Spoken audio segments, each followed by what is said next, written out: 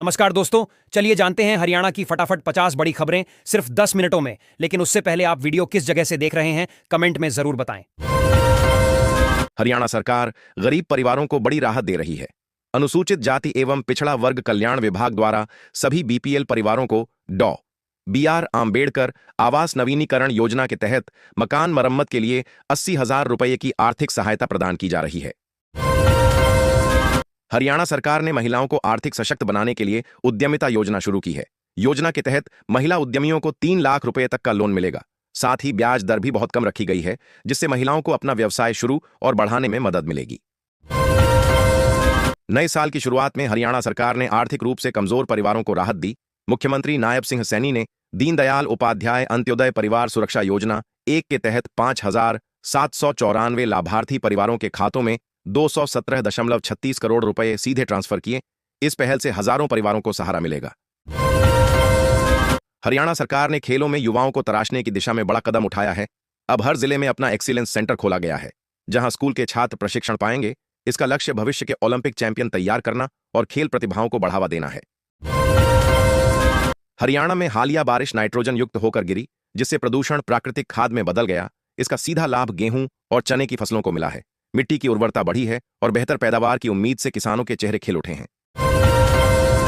हरियाणा का sex ratio 2025 में बढ़कर 923 पहुंच गया है, जो पिछले 5 साल में सबसे अधिक है। यह सुधार बेटी बचाओ और महिला सशक्तिकरण की दिशा में सकारात्मक संकेत माना जा रहा है। सरकार ने समाज में लैंगिक संतुलन बढ़ाने के प्रयासों की सफलता पर जोर दिया है। हरियाणा सरकार ने अनाधिकृत औद्योगिक क्षेत्रों को मान्यता देने के लिए ऑनलाइन रजिस्ट्रेशन पोर्टल शुरू कर दिया है। अब उद्यमी और उद्योगपति सीधे पोर्टल पर आवेदन कर क्षेत्र को वैध करवा सकते हैं। यह कदम उद्योगों को नियमित करने और निवेश को बढ़ावा देने के लिए उठाया गया है। हरियाणा की महिलाओं को लाडो लक्ष्मी योजना के तहत आर्थिक मदद दी जा रही है। इसमें उन्हें प्रत्यक्ष 1,100 रुपये मिलेंगे, जबकि शेष 1,000 रुपये उनके बचत खाते में जमा किए जाएंगे। सरकार का उद्देश्य महिलाओं की बचत और आर्थिक सशक्तिकरण को बढ़ावा देना है। हरियाणा सरकार ने 100 mg से अधिक पावर वाली पेनकिलर दवाओं पर पूर्ण प्रतिबंध लगा दिया है। स्वास्थ्य विभाग ने स्पष्ट किया कि बाजार में ऐसी दवाएं मिलने पर संबंधित विक्रेताओं के खिलाफ सख्त कार्रवाई की जाएगी। नियम उल्लंघन पर लाइसेंस रद्द तक की कार्रवाई संभव है। हरियाणा सरकार ने स्कूल छोड़ चुके बच्चों को फिर से शिक्षा से जोड़ने की योजना शुरू की है। शिक्षक घर घर जाकर ड्रॉप आउट विद्यार्थियों को ढूंढ रहे हैं और उन्हें स्कूल वापस लाने की कोशिश में जुटे हैं। इससे बच्चों के भविष्य और पढ़ाई का अवसर सुनिश्चित होगा। हरियाणा सरकार ने दीनदयाल लाडो लक्ष्मी योजना में बदलाव करते हुए शिक्षा और स्वास्थ्य को प्राथमिकता दी है। अब योजना के तहत बालिकाओं की पढ़ाई, पोषण और स्वास्थ्य सेवाओं पर विशेष ध्यान दिया जाएगा, जिससे उनका समग्र विकास सुनिश्चित हो सके। हरियाणा लोक सेवा आयोग की ट्रेजरी ऑफिसर मेंस परीक्षा 25 जनवरी को आयोजित होगी। इस परीक्षा में कुल 926 अभ्यर्थी शामिल होंगे। आयोग ने परीक्षा की सभी तैयारियां पूरी कर ली हैं और उम्मीदवारों को दिशा निर्देश जारी कर दिए गए हैं। अब हरियाणा के जिला अस्पतालों में मरीज निजी कमरे का विकल्प चुन सकेंगे। इसके साथ मरीज के साथ आने वाले परिजन को भी सुविधा दी जाएगी। सरकार ने कहा है कि यह कदम स्वास्थ्य सेवाओं में सुधार और मरीजों को बेहतर सुविधा देने के उद्देश्य से उठाया गया है। हरियाणा में लापरवाही और अनियमितताओं को लेकर 24 अधिकारियों के खिलाफ कार्रवाई की जाएगी। मुख्यमंत्री नायब सिंह सैनी ने संबंधित विभागों को आवश्यक जांच पूरी कर सख्त कदम उठाने के आदेश दिए हैं, ताकि प्रशासनिक कार्यप्रणाली में पारदर्शिता और जवाबदेही सुनिश्चित हो सके।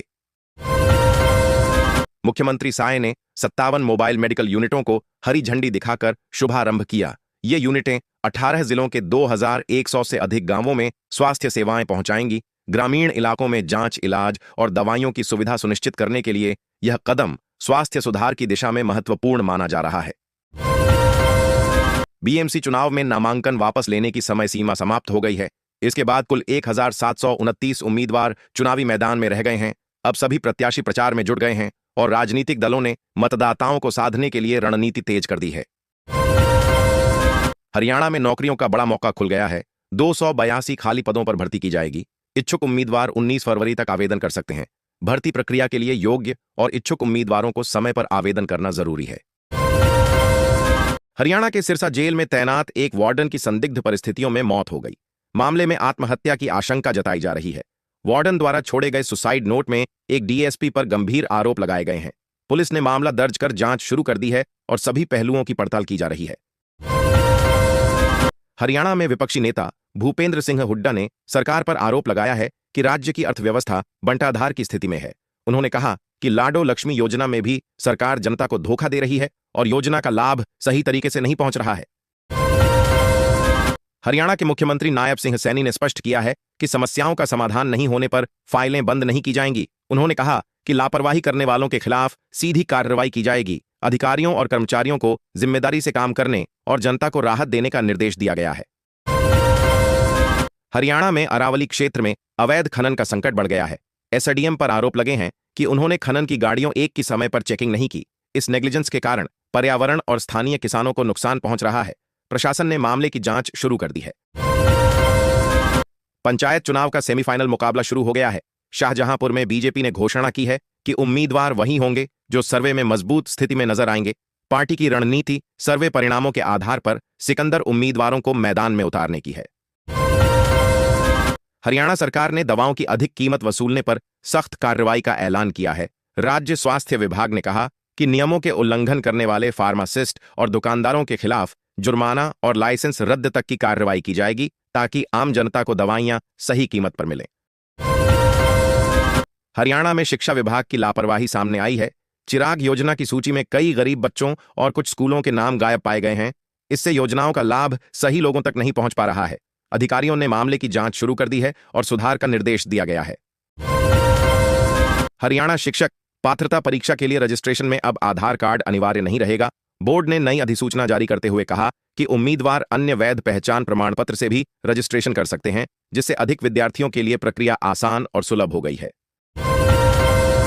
हरियाणा में बेटी बचाओ मुहिम का असर दिखने लगा है। राज्य का एक जिला बेटियों को बचाने में नंबर 1 बन गया है और लिंगानुपात में ऐतिहासिक छलांग दर्ज की गई है। यह बदलाव समाज में सकारात्मक सोच और महिला सशक्तिकरण की दिशा में बड़ी सफलता माना जा रहा है। हरियाणा में मानसी महिला विकास किसान उत्पादक संगठन का नामांकन सफलतापूर्वक पूरा हो गया है। इस संगठन के तहत महिलाओं को कृषि और विकास के क्षेत्र में सशक्त बनाने के प्रयास किए जाएंगे। इससे महिला किसानों को प्रशिक्षण, संसाधन और आर्थिक सहयोग मिलने की उम्मीद है। हरियाणा में बड़ा प्रशासनिक फेरबदल किया गया है। इसमें वरिष्ठ आईपीएस अधिकारियों के तबादले किए गए हैं। अधिकारियों ने कहा कि यह बदलाव राज्य में बेहतर कानून व्यवस्था बनाए रखने और प्रशासनिक कार्यों को सुदृढ़ करने के उद्देश्य से किया गया है। नई तैनाती का विवरण जल्द आधिकारिक तौर पर जारी होगा। हरियाणा में बोर्ड परीक्षा से पहले बड़ी राहत दी गई है। अब 30,000 विद्यार्थियों को परीक्षा फॉर्म में संशोधन करने का अंतिम मौका मिला है। शिक्षा विभाग ने कहा कि इच्छुक छात्र समय पर बदलाव कर सकते हैं ताकि कोई भी विद्यार्थी परीक्षा में नामांकन संबंधी परेशानी का सामना न करे। हरियाणा के गुरुग्राम में नए साल के मौके पर शराब में धुत व्यक्ति ने विधायक के काफिले की गाड़ी को टक्कर मार दी। घटना के बाद जांच में लापरवाही सामने आने पर एएसआई समेत 4 पुलिसकर्मियों को सस्पेंड कर दिया गया है। अधिकारियों ने कहा कि दोषियों के खिलाफ कड़ी कार्रवाई की जाएगी।